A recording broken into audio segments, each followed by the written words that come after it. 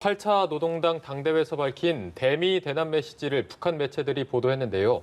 미국의 적대 정책 철회를 다시 요구하는 동시에 남측에는 남북관계 합의 이행을 촉구했습니다. 네, 오늘 관련 내용을 두 분의 전문가 모시고 이야기 나눠볼 텐데요. 오늘 정한범 국방대 안보정책학과 교수, 최순미 아주대 아주통일연구소 교수 나오셨습니다. 안녕하세요. 안녕하십니까? 네, 안녕하십니까? 반갑습니다. 네.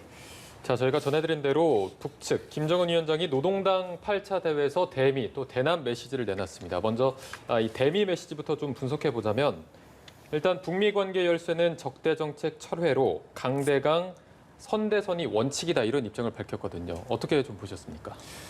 예, 우리가 지난 한 3년간 이제 그 북미 관계가 진전되고 또 교착되고 이런 상황들을 좀 우리가 목격하지 않았습니까? 아마 그 지금 김정은 위원장의 가장 큰 관심사는 이제 새로운 미국의 바이든 정부가 어떻게 나올 것인가에 이제 초점이 맞춰져 있을 것으로 보이고요. 네. 지난 한 2년 넘는 기간 동안에 북미 관계 열쇠는 그 트럼프와 김정은 간의 지도자 간의 어떤 그 개인적인 관계에 좀 맞춰져 있었거든요. 이제는 이제 바이든 정부에서는 그보다는 조금 더 체계적인, 그러니까 실무선에서의 어떤 협상이나 이런 모든 것들이 이제 작용하게 될 텐데요. 바이든 정부가 지금 들어서면서 우리가 우려했던 것 중에 하나는 아마도 시간이 좀 오래 걸릴 것이다. 그리고 조금 더 트럼프보다는 조금 더 원칙적인 입장에서 북한을 대할 것이다라고 하는 이제 그런 우려가 있습니다. 예. 이런 면에서 아마 김정은 위원장이 이제 바이든 차기 대통령에게 어떤 메시지를 던졌다고 보는데요. 이게 미국이 적대 정책을 철회하면 북한도 뭔가 이제 선의에 의해서 움직일 수 있다라고 하는 그런 메시지를 보낸 것이 아닌가 이렇게 생각이 됩니다. 네, 그 말은 이제 새로운 어떤 정책을 내놨다는 것이 아니라 앞으로 미국 측이 어떻게 나오느냐에 따라서 정책을 정하겠다라고 이해를 해도 되겠습니까?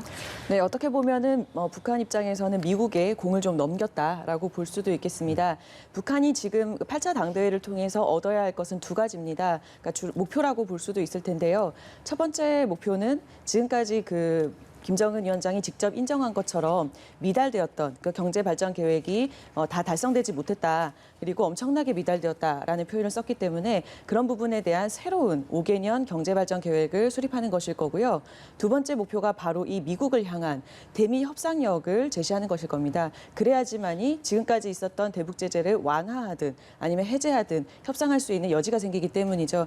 그런데 이제 미국의 신임 행정부 같은 경우에는 가장 최우선 순위가 코로나 상황과 여러 가지 내치의 문제일 겁니다. 최근에 또 미국에서는 굉장히 좀 안 좋은 방향으로 흘러가고 있기 때문에 그런 부분들을 안정화하기 위해서는 한반도 문제, 특히 이제 북한 문제에 미국 입장에서 우선순위를 두기는 어렵겠죠. 그렇기 때문에 북한이 이 대미 메시지를 보다 강대강 선대선의 원칙라는 표현을 쓰면서 미국으로부터 어느 정도의 협상력 그리고 우선순위에 북한 문제를 둘 수 있도록 인지시키는 그런 과정이라고 볼 수 있겠습니다. 예, 남북 관계에 대해서는 판문점 선언 이전으로 회귀했다라면서 남북 합의를 충실히 이행하라고 요구했는데 마찬가지로 공을 우리 측에 넘긴 거라고 이해를 해도 되겠습니까? 그 같은 맥락이라고 봐야 되겠죠. 일단 그 남북 관계에 있어서 북한이 서운하게 생각하고 있는 지점들이 여러 개 있는데요. 일단은 가장 컸던 것은 이제 지난번 하노이 북미 회담 직전에 우리 정부가 얘기했던 것들이 막상 하노이에 가니까 이루어지지 않았다라는 것이 이제 가장 큰 것이었습니다. 이제 그것은 미국 측 변수가 있기 때문에 우리가 어떻게 할 수 없는 것이고요. 이제 우리 쪽과 관련해서 북한이 계속 얘기를 하고 있는 것은 기존에 이제 그 셈법을 바꾸라라는 표현들을 이제 많이 했었는데 이런 게 있습니다. 우리가 기존에 북한을 대하는 대북 정책에 있어서 우리가 경제적인 지원을 해줄 테니 너희는 군사적인 도발을 삼가해라 이런 이제 식으로 경제 대 안보의 교환이라고 하는 이제 그런 모델을 우리가 갖고 접근을 했었는데 지금 김정은 위원장이 생각하는 것들을 이제 보면 지난 수년간 일관성이 있습니다. 보면 경제 문제보다는 어쨌든 안보 문제에 더 집중하는 것으로 이렇게 보여요. 그러니까 북한의 체제 위협 위협이 굉장히 안에서 느끼는 위협이 굉장히 크다라고 이렇게 생각이 되고요. 김정은 위원장이 얘기했던 내용 중에서 이제 오늘 아침에 이제 그 노동당 이제 그 장문의 글이 실려서 이렇게 좀 봤는데 예. 우리나라처럼 이게 그쪽이 북한의 표현이죠. 우리나라처럼 적대적인 국가들로 이렇게 둘러싸여 있는 그런 체제 위협을 받는 나라가 지구상에 거의 없다. 이런 표현을 썼거든요. 아마 이제 지구상이라는 표현도 아니고 이 행성에 우리나라처럼 이렇게 위협을 받는 나라가 없다 이렇게 얘기를 했는데 그만큼 안보 문제에 대해서 심각한 위협을 느끼고 있다고 생각을 하고요. 그 내용들을 이제 쭉 읽어보면 그 안에 우리나라가 최근에 도입하고 있는 첨단 무기들에 대한 그런 비판이 많이 담겨 있습니다. 그 얘기는 그만큼 이런 남한의 무력 증강이라든지 무기 현대화 이런 것에 대해서 위협을 느끼고 있다는 걸 보여주는 것이고요. 결국 이 남북 관계에 있어서도 북한 김정은 위원장이 또는 이제 북한 지도부가 요구하는 것은 남북 합의에서 적대적인 행위를 서로 하지 않기로 했다라고 이제 판문점 선언에 있는데 이것을 지키라는 것이죠. 그래서 이제 지금 남한의 첨단 무기 증강이라든지 이런 것들이 판문점 선언 이전으로 되돌아갔다 이런 표현을 쓰는 것이고요. 아마도 그런 면에서 김정은 위원장이 요구하고 있는 체제부장이라고 하는 그러니까 안보 대 안보라고 하는 이 관점을 우리가 좀 눈여겨봐야 될 필요가 있을 것 같습니다. 한 가지 더 덧붙이자면 네. 그런 면에서 우리 지금 문재인 정부가 추진하고 있었던 그 종전선언이라고 하는 것이 굉장히 중요한 포인트가 될 것 같아요. 그러니까 예. 북한이 지금 경제 문제는 물론 경제 문제대로 어렵지만 제일 중요시 여기는 것이 이제 체제 안보라고 하는 측면에서 본다면 종전선언 같은 어떤 획기적인 돌파구를 통해서 우리가 또는 미국이 북한 체제를 위협할 의도가 없다라고 하는 것을 보여주는 것도 하나의 방법이 될 수 있지 않을까 이렇게 생각을 합니다. 네, 체제 유지나 안보에 신경을 많이 쓰고 있기 때문에 이에 대해서 언급을 한 것 같고요. 일단 대남 메시지가 예전처럼 일방적으로 선의를 보여줄 필요가 없다 이렇게 밝혔습니다. 이번 대남 메시지를 통해서 그럼 앞으로의 남북 관계 어떤 식으로 흘러갈 거라고 보면 될까요? 네, 북한이 이제 지금까지 일방적인 선의를 보일 필요는 없다라고 표현을 하면서 같이 얘기했던 것이 남측이 어떻게 하느냐에 따라, 즉 남측의 태도에 따라서 앞으로 봄날이 될 수도 있다. 뭐 이런 표현도 쓰고 있거든요. 근데 그런 부분들을 보게 되면은 결국에는 남한이 그동안 북한이 요구했던 즉 북미 관계의 대화를 이렇게 유도한다거나 아니면 중계를 한다거나 그런 부분들의 역할을 남한이 해주지 않았던 것에 대한 비판 그리고 그런 부분들을 남한이 먼저 나서줄 것을 조금 어떻게 보면은 요청하는 그런 메시지로 보여지고요. 이것이 이제 우리 입장에서는 이것이 어떻게 보면은 약간의 압박으로 또 보여질 수도 있습니다. 예. 다만 북한 입장에서 어느 정도로 이 북미 대화 그리고 북핵 문제와 대북 제재 완화가 이 사안이 얼마나 급한 것인가 좀 시급한 문제이지 않을까 이런 부분들을 좀 유추해 볼 수가 있을 겁니다. 예. 그럼에도 일단은 뭐 관계 개선의 여지는 또 남겨둔 부분도 있었거든요. 이 부분은 좀 어떻게 보셨는지요? 네, 과거 북한 같은 경우에는 아까도 이제 미국 대미 메시지를 보였던 것처럼 과거의 북한 같은 경우에는 이렇게 협상력을 유지하기 위해서 도발하는 모습을 보인다거나 예. 이런 부분들이 많았습니다. 근데 이제 지금 현재 북한이 보이고 있는 모습은 무조건 도발을 한다거나 아니면 무조건 핵 억지력을 보여준다거나 그런 모습보다는 대화의 여지를 계속해서 열어놓고 우리는 언제든 대화할 준비가 되어 있으며 특히 하노이 정상회담 때 가장 큰 문제가 됐던 것이 물론 미국 상황도 있지만 북미 간에는 이 대화의 선제 조건들이 사실 맞지 않았던 것이 가장 컸거든요. 근데 그런 부분들을 준비해 나가는 그런 것이 이제 가장 필요한 상황인데 그 부분을 본인들이, 그러니까 북한이 직접 하기보다는 남한이나 미국 쪽으로 먼저 좀 나서줄 것을 요청하는 것으로 보입니다. 네. 자, 그리고 통일부 같은 경우에는 지금 북한의 표현에 조금 주목하고 있는 부분이 대남 문제라는 이런 표현을 쓴 것에 좀 주시를 하고 있습니다. 그동안에 북한은 뭐 북남 관계 이런 표현을 해왔는데 대남 문제라는 게 좀 이 자체가 부정적일 수 있다고 좀 가능성도 열어둔 것 같아서 이 부분은 저희가 어떻게 봐야 될까요? 글쎄요, 이 표현 자체만으로 부정적이냐 긍정적이냐를 섣불리 판단하기는 좀 어려울 것 같습니다. 네. 그러나 일단 어쨌든 이것이 그냥 뭐 별 의미 없이 쓰였을 수도 있고요.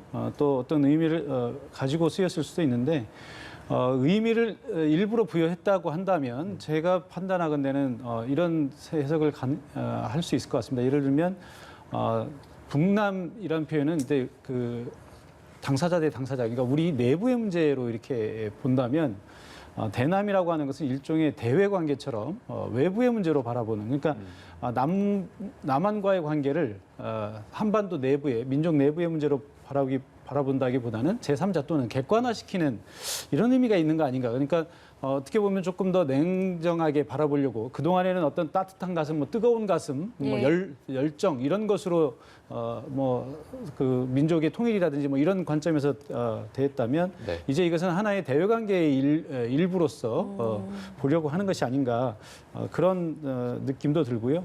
만약에 이제 그렇다면 뭐 장점, 단점이 다 있을 것 같습니다. 그러니까 북한이 조금 더 차분하게, 냉정하게 남북 관계를 바라볼 수도 있다고 생각되기도 하고요. 또 한편으로는 그만큼 남북 관계를 굉장히 중요한 선순위로 두지 않을 수도 있다라고 하는 측면에서 장단점이 다 있지 않을까 이렇게 생각을 합니다. 아마도 조금 더 지켜봐야 될 문제가 아닌가 이렇게 생각이 됩니다. 예. 자, 그리고 이번 당대회에서요, 북한은 핵카드를 다시 꺼내 들었습니다. 북한의 국방력을 과시하는 발언들을 쏟아냈는데요. 일단 이 내용들 좀 어떻게 보셨는지요? 네, 그 국방력에 관련해서 사실상 아주 구체적인 언급을 하지는 않았습니다. 아직까지는. 아마도 2019년 연말에 전원회의를 하고 2020년에 신년사 대신에 일종의 전원회의 결과서를 발표하면서 매우 구체적인 그런 언급들을 했거든요. 그런 것과 마찬가지로 이번에도 역시 8차 당대회를 하는 중에는 계속해서 김정은의 어떤 언급을 요약해서 노동신문이나 이런 곳에 싣고, 그러니까 대외적으로 발표를 하고, 그리고 이 모든 당대회가 끝나고 나면은 아주 구체적인 그런 사안들이 나올 텐데 이 국방력 문제도 마찬가지일 겁니다. 그래서 구체적인 뭐 무기라던가 여러 가지 뭐 구체화된 그런 그 기술적인 문제 이런 것들을 언급을 하진 않았지만 이 표현을 했던 것이 새 핵 잠수함의 설계 연구가 끝났고 그리고 최종 심사 단계에 있다라는 표현을 썼거든요. 근데 이 부분은 사실 지난 10월 10일에 그 당 창건일 그 상식절이죠. 이 75주년을 맞이해서 열병식을 하면서도 그런 비슷한 표현을 썼고 또 그때 보여줬던 소위 이제 외신이 말하는 그 괴물이라고 불렀던 그 미사일 역시도 이름이 붙여지지 않은 상태, 즉 개발 단계에 있구나라는 정도는 유추할 수 있는 그런 부분들이 있었고요. 그리고 핵 잠수함 같은 경우에도 계속해서 개발 단계에 있다라는 그런 이제 보도들이 나왔었습니다. 그렇기 때문에 지금 현재 달라진 부분은 최종 심사 단계에 있다. 즉 완성은 아니지만 곧 완성을 앞두고 있다라는 정도로 좀 해석을 할 수 있을 것 같고요. 그리고 이 부분 역시도 국방력을 강조하는 것은 결국에는 아까 말씀드렸던 것과 같이 8차 당대회가 끝난 뒤에 이 대미협상력 그리고 대외적으로 우리가 이런 그 국방력을 강화해 놓은 상태이다. 이 어려운 상황 속에서도 우리는 국방력에서 괜찮은 모습이다라는 것들을 보여주고 싶어하는 것으로 보입니다. 네. 자, 이렇게 대외 메시지 부분을 한번 살펴봤고요. 지금 대내적으로는 이 노동당 대회라는 게 5년마다 열리지 않습니까? 그렇습니다. 5개년 경제 계획에 대해서 항상 이렇게 말을 해왔는데 이번에는 이례적으로 실패를 좀 인정을 했습니다. 또 이제 자력갱생의 방점을 찍은 새로운 5개년 국가경제계획 발전도 내놨는데 이 부분은 어떻게 평가하십니까? 김정은 위원장의 집권기를 가장 압축적으로 표현할 수 있는 것이 이제 보통 국가와 정상 국가화 추진이라고 봐야 될 거거든요. 그러니까 이전에 할아버지 아버지였던 김일성 주석 그리고 김정일 위원장 시대에는 일종의 그 왕조 국가 같은 1인 절대 지배 체제 이것이 이제 강조되었다면 김정은 위원장은 어쨌든 이게 시스템이 통치하는 그런 모습을 보여주기 위해서 외형적으로 많이 노력을 했습니다. 그 중에 이제 하나가 바로 이 당대회를 재개한 것인데 우리가 과거 이제 소련이나 중국의 이런 사회주의 국가들을 보면 대개 한 5년 주기로 이 당대회를 합니다. 네네. 그래서 이 당대회를 통해서 선출된 관료들이 주기적으로 중앙위원회 이런 걸 통해서 이제 국가 정책을 수립해 가는데 북한은 사실 80년의 당대회, 6차 당대회를 끝으로 한 36년간 당대회를 하지 않았어요. 그런데 2016년에 김정은 위원장이 이제 들어서면서 7차 당대회를 했거든요. 거기에서 이제 소위 그 새로운 경제 계획, 이거 이제 그 핵 경제 병진 노선이라든지 뭐 이런 것들이 이제 많이 내놓고 또 북미 대화가 이루어진 이후에는 경제 집중 노선 이런 방식으로 이제 경제에 집중하는 그런 모습을 보였습니다. 그래서 5년 후에는 북한이 뭔가 새로운 나라로 새로운 모습으로 보여줄 수 있다라고 하는 이제 그런 기대를 좀 갖게 했었는데 사실 북미 대화가 어그러지고 또 코로나 또 그리고 아프리카 돼지 열병 이런 것들이 이제 계속 진행이 되면서 북한이 이 대외적으로 경제 활동을 하는데 많은 어려움이 생겼습니다. 그래서 5개년 계획은 이제 거의 실패에 가깝게 지금 봤고요. 그래서 아마도 과거 같았으면 이런 것을 볼 수 없었는데 김정은 위원장이 이제 실패했다고 자인을 했죠. 경제가 실패했다고 자인을 하면서 앞으로 이것을 좀 더 잘하기 위해서 이제 자력갱생을 해야 된다 이런 표현을 했는데 글쎄요 앞으로도 지금 뭐 코로나가 올해도 쉽게 거칠 것 같지 않고요. 또 뭐 여러 가지 전염병이나 이런 것들이 계속 그리고 또 국제 제재가 계속 유지되고 있기 때문에 김정은 위원장이 지금 기대하고 있는 자력갱생 이것이 쉽게 이루어질 것 같지는 않아 보입니다. 네. 말씀하신 것처럼 이번 어떤 5개년 계획을 봤을 때 새로운 방향성은 없다라는 평가도 있습니다. 좀 어떻게 보셨는지요? 지금 현재 북한이 해결해야 할 과제는 새로운 발전 계획을, 그러니까 새로운 방향성을 가지고 다른 방향으로 혹은 이렇게 새로운 대안을 제시한다기보다는 예. 지금까지 이루지 못한 것들, 그것을 다시 복구시키는 그런 방향으로 가는 것이 지금 선결 과제다라고 좀 보여지거든요. 그렇기 때문에 지금 사실 김정은 위원장의 생일이 8일이었으니까요. 생일이 지난 시점까지도 계속해서 당대회를 이어나가고 있는 것으로 보았을 때에는 확실히 이 문제를 북한이 지금 당면에 있는 경제발전 계획이라던가 상황들을 어떤 식으로든 실용적이고 실제적인 방안을 찾기 위해서 그 부분들을 좀 구체화해 나가고 있다라고 보여지고요. 사실상 7차 당대회를 생각해 보면은 3박 4일 정도가 열렸습니다. 근데 과거 80년에 최장 기간으로 12일 정도 이제 당대회를 진행한 적이 있거든요. 그런 것과 같이 최대한 많은 그런 방안들 그리고 많은 대책들을 논의하고 있는 그런 상황이 아닌가 이렇게 예측할 수 있겠습니다. 예, 이번 당대회에서 집행부의 약 70%도 교체가 됐습니다. 어디에 좀 방점을 찍었다고 보시는지요? 네, 아무래도 이제 집행부 명단에서 가장 눈에 띄는 거는 그 여동생인 김여정 제1부부장과 그리고 이 조용원 부부장인데요. 이 두 사람 모두 정치국 후보위원입니다. 그렇기 때문에 또 동시에 젊은 피이기도 하죠. 예. 그래서 이제 두 가지 정도로 또 해석을 할 수가 있을 것 같은데 첫 번째는 김정은 위원장 측근의 어떤 세대 교체가 될 수 있을 것이고요. 지금 이제 많은 분들이 8차 노동당 대회의 사진들을 보게 되면은 김정은 위원장의 주위에는 아무래도 최룡해라던가 기존의 그런 이제 시니어들의 모습들을 볼 수가 있을 텐데 이런 부분들을 한번 이제 세대 교체를 통해서 새로운 그런 도약을 꿈꾸는 것 같고요.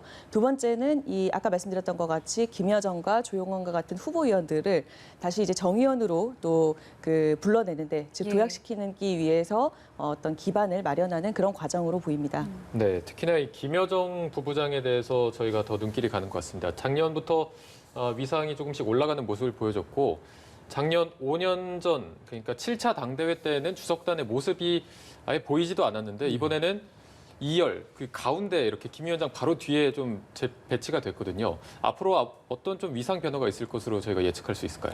예, 아까 앞서 말씀하신 대로 김여정 부부장이나 조용원 부부장은 이제 젊은 피기도 하고요. 또 김정은 위원장의 최측근이라고 하는 공통점이 있습니다. 네. 그러니까 김정은 위원장이 거의 밀담을 나눌 수 있는 수준의 그런 최측근이라고 볼 수 있고요. 특히 김여정 부부장의 위상이 올라가고 있는 것은 어제 오늘 일은 아니고 우리가 남북 정상회담 또 북미 정상회담 과정에서 김여정 부부장의 활약을 좀 많이 우리가 봤고요. 네. 또 지난해에도 좋은 일 나쁜 일에 지금 김여정이 다 동원이 되고 있거든요. 개성공단 폭파 사건에도 김여정이 관여가 돼 있고 또 이번 8차 당대회에서 나온 얘기이긴 합니다만 그 이전에 사실은 김여정 부부장이 적대 관계를 해소해야만 북미 대화를 계속할 수 있다. 이런 메시지는 이미 지난해 송출이 됐습니다. 그래서 네. 김여정 위원장을 통한 어떤 그 대외 메시지 이런 것들이 지금 많이 나오고 있는 것이고요. 이번에 주석단 2열에 그것도 김정은 위원장의 바로 뒤에서 카메라에 아주 잡히기 좋은 예. 위치에 앉아 있었다라고 하는 것은 그만큼 김여정 위원장 부부장의 위상을 보여주는 것이고요. 이런 관측이 좀 가능할 것 같습니다. 그러니까 뭐 일각에서 뭐 위임 통치 이런 말을 했는데 네. 사실 위임 통치라는 말은 적절치 않고요. 위임 통치라는 말은 김정은 위원장의 뜻이 없이 그냥 알아서 통치하도록 하는 것을 좀 의미한다고 한다면 김정은 위원장의 뜻을 받들어서 김정은 위원장이 직접 얘기하고 행동하는 것만큼의 효과를 극대화시킬 수 있는 유일한 사람이 이제 김여정 부부장이기 때문에 김여정 부부장을 통한 어떤 대리, 통치 뭐 이런 것들은 좀 가능할 수 있다고 봅니다. 이제 그 가장 대표적인 이유가 뭐냐면 지금 이제 코로나 사태로 지금 북한도 굉장히 어려움을 겪고 있는데 아마도 김정은 위원장의 어떤 그 지병이나 이런 것들을 좀 생각을 한다면 코로나의 어떤 위험성이나 이게 더 클 수 있거든요. 일반인에 비해서. 아마 일반인들과 철저히 좀 격리된 채 모처에 좀 이렇게 있지 않을까 이렇게 생각이 되고 그렇다면 누군가는 나서서 이제 통치를 해야 되는데 이럴 때 이제 바로 김여정 부부장의 어떤 위상이나 역할이 중요하지 않을까 이렇게 생각이 됩니다. 예, 알겠습니다. 오늘 두 분과의 말씀은 여기서 마무리 짓겠습니다. 지금까지 정한범 국방대 안보정책학과 교수, 최순미 아주대 아주통일연구소 교수와 함께했습니다. 오늘 말씀 고맙습니다. 고맙습니다. 고맙습니다.